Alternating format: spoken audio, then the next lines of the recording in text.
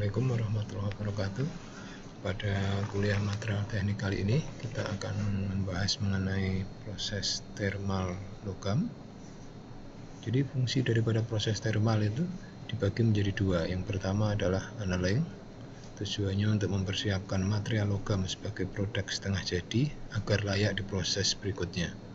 Yang kedua adalah hardening, yaitu mempersiapkan material logam sebagai produk jadi agar dia memiliki sifat mekanis yang optimum. Proses annealing itu dimana perlakuan panas material itu dikondisikan ke suhu tinggi selama beberapa waktu dan kemudian didinginkan. Suhu tersebut memungkinkan terjadinya proses difusi secara cepat, kemudian waktu yang dibutuhkan pada suhu tinggi tersebut cukup panjang sehingga memungkinkan terjadinya transformasi. Selanjutnya dilakukan dengan pendinginan secara perlahan-lahan untuk menghindari adanya distorsi daripada logam atau bahkan retak yang disebabkan oleh tekanan karena adanya kontraksi perbedaan diferensial atau perbedaan kontraksi karena ketidakhomogenan daripada panas. Nah, proses annealing sendiri itu memiliki beberapa keuntungan. Yang pertama, dia meringankan tekanan, kemudian meningkatkan kelembutan, keuletan, dan ketangguhan, kemudian menghasilkan struktur mikro yang spesifik. Nah, kemudian deformasi logam yang telah diperkuat dengan pengerjaan dingin itu memerlukan banyak energi. Kemudian mengembalikan efek pengerjaan dingin dengan proses annealing itu memudahkan deformasi lebih lanjut. Nah, pemanasan itu memungkinkan terjadinya pemulihan dan rekristalisasi, tapi biasanya terbatas untuk menghindari pertumbuhan butir yang berlebihan dan oksidasi.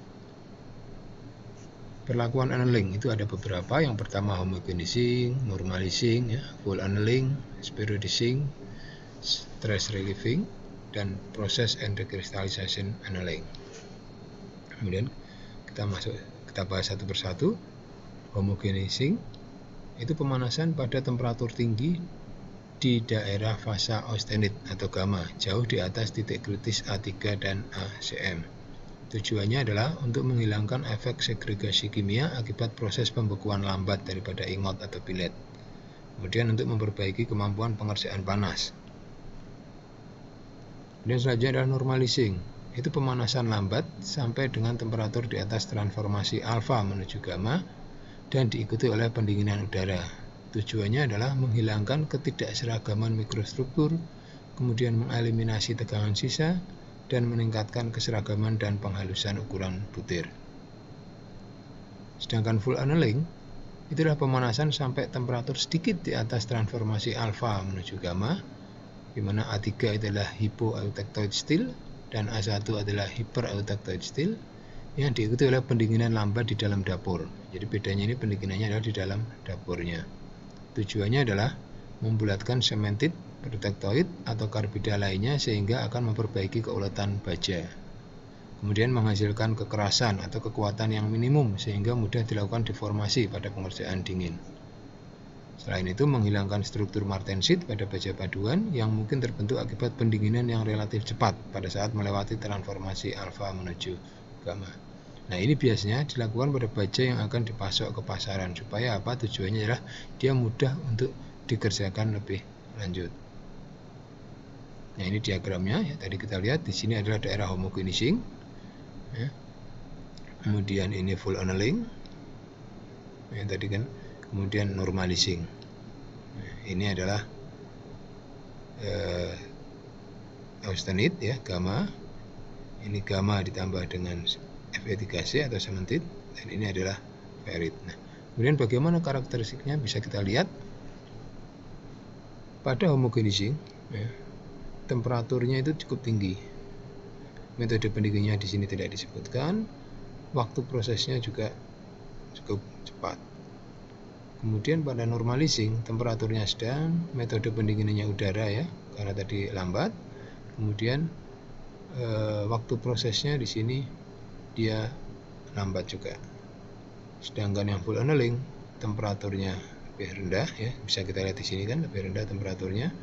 Dia pendinginannya di dapur ya, pada dapurnya, dan kemudian waktu prosesnya di sini juga lambat. Perbandingan untuk normalizing itu membentuk mikrostruktur yang lebih halus dibandingkan dengan full annealing. Meskipun pemanasan dilakukan pada temperatur yang lebih tinggi, kenapa hal ini diakibatkan ada laju pendinginan yang cepat. Kemudian ada annealing yang lainnya, tadi dikatakan ada spheroidizing. Ini dilakukan untuk meningkatkan mampu mesin, yaitu pada baja yang akan diproses permesinan dengan cara membulatkan cemented, di mana pemanasan dilakukan di bawah temperatur kritis A1 atau sedikit di atas A1, kemudian ditahan di bawah A1. Sedangkan yang stress relief annealing itu pemanasan hingga di bawah temperatur kritis 550-650 untuk baja karbon dan paduan rendah 600-750 untuk baja perkakas. Tujuannya adalah menghilangkan tegangan sisa akibat deformasi pengerjaan dingin. Kemudian yang rekristalisasi annealing, ini pemanasan hingga temperatur 600 derajat di bawah temperatur kritis. Tujuannya untuk membentuk butir poligon yang bebas tegangan dan mempunyai keuletan serta sifat konduktivitas yang baik. Biasanya dilakukan pada baja setelah mengalami deformasi pengerjaan dingin. Berikutnya quench annealing dilakukan pada baja jenis austenite yang dihomogenizing atau rekristalisasi annealing, di mana diikuti oleh pendinginan cepat untuk menghindari terbentuknya endapan karbida terutama pada batas butir. Sedangkan isothermal annealing itu pendinginan cepat sampai temperatur tepat di bawah daerah transformasi, ditahan 1-2 jam diikuti dengan pendinginan udara. Sedangkan pada hardening tadi adalah untuk membentuk struktur martensit atau bainit yang memiliki kekerasan tinggi. Hardening terdiri dari 3 tahap. Yang pertama adalah heating, kemudian quenching, dan tempering. Heating itu adalah pertama ada tahap preheating, pemanasan awal 550-650 derajat, kemudian final heatingnya 900-1050 derajat, dan kemudian adalah shocking atau ditahan supaya dia merata.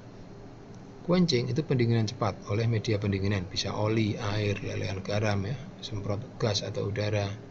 Dan tempering adalah pemanasan kembali, setelah didinginkan dipanaskan kembali pada temperatur yang lebih rendah 150-600 derajat, bisa sekali atau bisa berulang-ulang.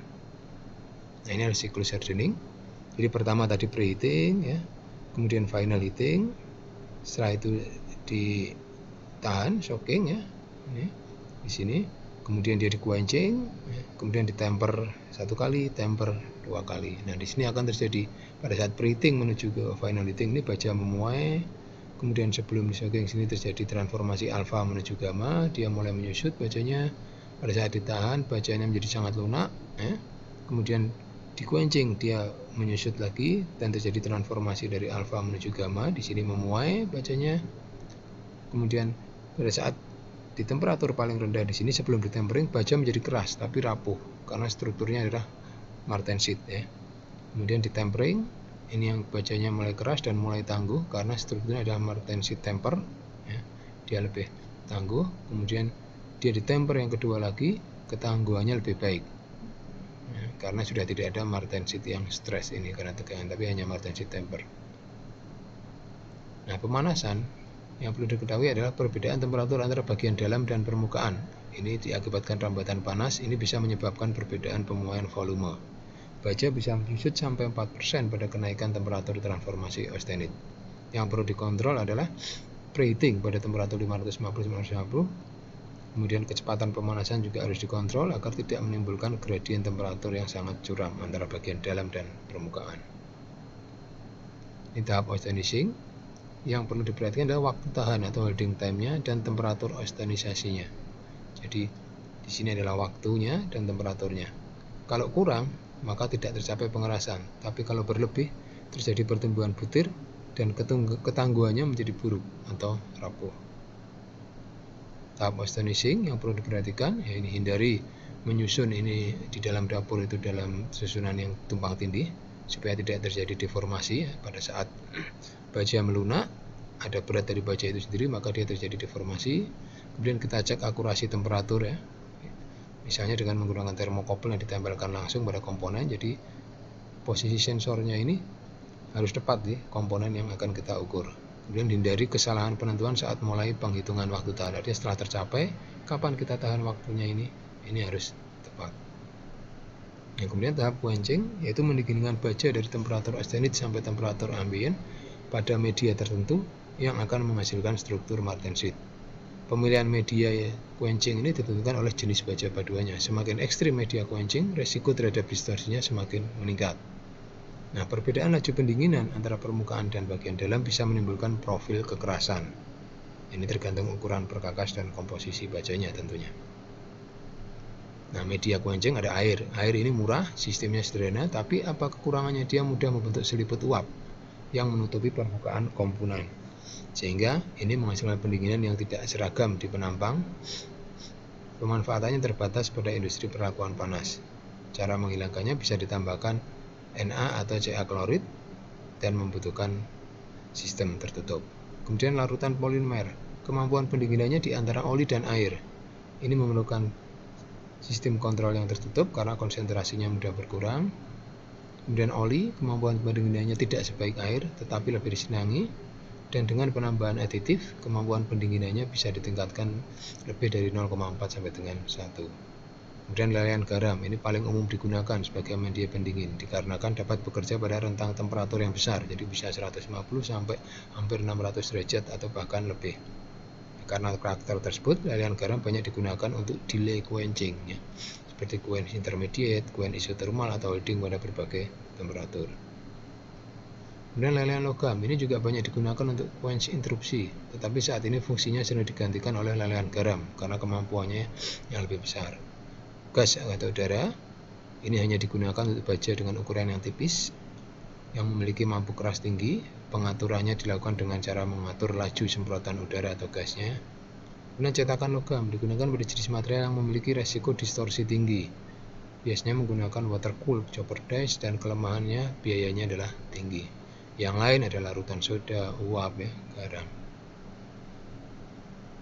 Kemudian selimut uap. Nah, kecepatan pendinginan yang relatif lambat akibat seluruh permukaan ditutupi uap. Temperatur transisi menuju mekanisasi pendidihan, tidak dipengaruhi oleh temperatur awal. Kemudian pendidihan itu kecepatan pendinginan sangat tinggi, ditandai ada gelembung-gelembung uap pada permukaan komponen. Konveksi, kecepatan pendinginan kembali menjadi lambat melalui rambatan konveksi. Kecepatan perbedaan panas pada kondisi ini sangat dipengaruhi oleh viskositas cairan, agitasi, temperatur cairan. Kemudian bagaimana mikrostruktur setelah di-quenching? Ini akan terbentuk martensit. Ini hanya dipengaruhi oleh kehadiran karbon dalam fase austenit. Kemudian sejumlah karbida diperlukan untuk mencegah pertumbuhan butir pada saat diostenisasi. Terdapat sisa austenit yang tidak bertransformasi pada kondisi setelah di-quenching. Jadi bisa kita lihat mikrostruktur baja kondisi lunak sebelum dikeraskan. Di sini ada struktur ferrit, ya, perlit, karbida ini, yang kuning karbida. Setelah di-hardening, maka baja menjadi keras, strukturnya menjadi martensit. Di sini, ini daerah martensit, sisa gamma, dan masih ada karbida. Nah, sisa austenit ini terjadi akibat kandungan karbon yang tinggi dan hadirnya elemen stabil austenit pada baja paduan. Penghilangan sisa austenit bisa dengan tempering. Ini akan berubah menjadi bainit, karbida, dan martensit, atau dengan menggunakan sub-zero treatment akan berubah menjadi 100% martensit. Kondisi baja setelah di-quenching bisa kita lihat di sini terdapat tegangan sisa, rapuh dan mudah patah, kemudian dimensinya tidak stabil dan tidak siap digunakan, sehingga hal ini membutuhkan proses tempering. Jadi kalau kita lihat kondisi sebelum di-quenching tadi, maka dia menjadi keras dan rapuh sehingga dia mudah rusak atau patah seperti ini. Kemudian tempering, ini pemanasan kembali setelah quenching tadi di bawah garis A1 sekitar 160 sampai 650. Tujuannya adalah menghilangi tegangan sisa, memperbaiki ketangguhan, dan dalam hal tertentu digunakan untuk meningkatkan kekerasan baja perkakas jenis pengerjaan panas dan kecepatan tinggi. Selain itu untuk mengontrol dimensi komponen baja yang dikeraskan. Nah, perubahan mikrostruktur pada tempering tahap 1 yaitu pada temperatur 80 sampai 160 derajat. Ini terjadi pembentukan karbida transisi, ya, serta penurunan kandungan karbon. Pada tahap yang kedua 230 sampai 280 derajat terjadi transformasi gamma sisa ke bainit. Pada tahap ketiga 160 sampai 400 derajat karbida transisi, martensit, karbon rendah, sementit, dan ferrit. Tahap keempat 400 sampai 700 pertumbuhan dan pembulatan sementit. Ini adanya elemen paduan pembentuk karbida Tahap kelima 500 sampai 550 ini adalah secondary hardening, di mana pembentukan karbida paduan yang mengakibatkan kekerasan akan meningkat lagi. Mekanismenya, temper yang pertama adalah sebagian sisa austenit akan bertransformasi menjadi martensit dan akan menyebabkan perubahan dimensi. Sedangkan pada temper yang kedua, martensit baru yang terbentuk pada tahap temper 1 akan mengalami tempering lanjut, sehingga tegangan sisa yang masih ada akan terus tereliminasi. Pada temper yang ketiga, terjadi eliminasi lanjut terhadap tegangan yang masih tersisa, dan dimensi perkakas menjadi lebih stabil setelah tahap ini. Nah, catatan pada hardening adalah masalah-masalah yang harus diperhatikan. Yang pertama adalah efek distorsi dan keretakan, kemudian kehilangan kandungan elemen pada permukaan komponen, bisa dekarbonisasi, oksidasi, kemudian sisa austenit, kemudian pengkasaran dan ketidakseragaman mikrostruktur. Kemudian penyebab distorsi dan keretakan adalah akibat tegangan sisa, akibat machining sebelum perlakuan panas, kemudian adanya tegangan termal akibat perbedaan laju pemanasan pendinginan antara permukaan dan bagian dalam, dan tegangan akibat transformasi fasa pada waktu pendinginan. Nah, bentuk diskosi bisa kita lihat sebelum perlakuan panas dia seperti ini. Setelah perlakuan panas, dia bisa terjadi perubahan ukuran. Kemudian ada tegangan sisa, proses machining, ada proses perlakuan panas. Kita lihat dia akan dimensional distorsi atau perubahan dimensi. Ukurannya bisa kita lihat sebelum perlakuan panas, setelah perlakuan panas dia mengalami pemuaian. Kemudian shape distortion atau bentuk, yang awalnya bentuknya di sini sudutnya 90 derajat, sekarang menjadi lebih dari 90 derajat. Jadi distorsinya bisa berupa ukuran maupun bentuk. Distorsi komponen ini bisa dihindari dengan cara perlakuan panas yang buruk, kesalahan penggunaan media Couen, dan kesalahan pemilihan material. Kemudian yang tidak bisa dihindari adalah perubahan mikrostruktur pada waktu pengerasan termal dan tempering. Tegangan termal akibat kontraksi volume ini juga hal yang tidak bisa dihindari. Nah, berikut adalah materi perkuliahan kita pada kali ini. Mudah-mudahan bisa dipahami. Terima kasih dan Assalamualaikum warahmatullahi wabarakatuh.